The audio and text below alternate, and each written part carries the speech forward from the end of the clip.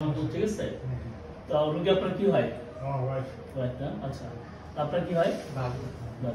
তোমার তো পিছনে যে পাথর ছিল না, অনেক দিনের সমস্যা, কতদিনের সমস্যা ছিল? একটা দুজন হয়েছে পাথর,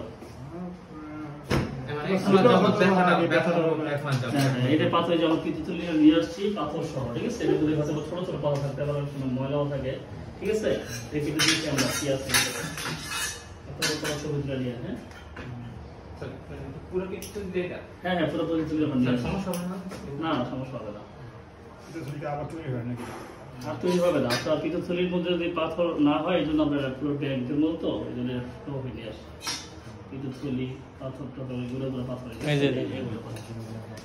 অনেকগুলো পাথর হয়েছিল গুঁড়া গুঁড়া। হ্যাঁ আর্লি স্টেজে পুরো হচ্ছে বালিশ, এই যে পাথরগুলো দেখছেন, আরো বড় হবে। হ্যাঁ দিন দিন গেলে এটা বড় হবে ঠিকই, ঠিক আছে।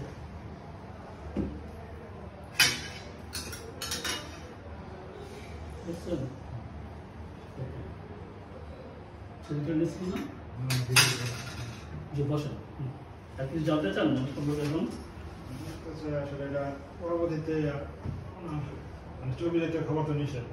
না, কয়েক মাস এক দেড় মাস একটু আমরা কম খেয়ে দেবো, ঠিক আছে। পরে আসলে হ্যাঁ পুরো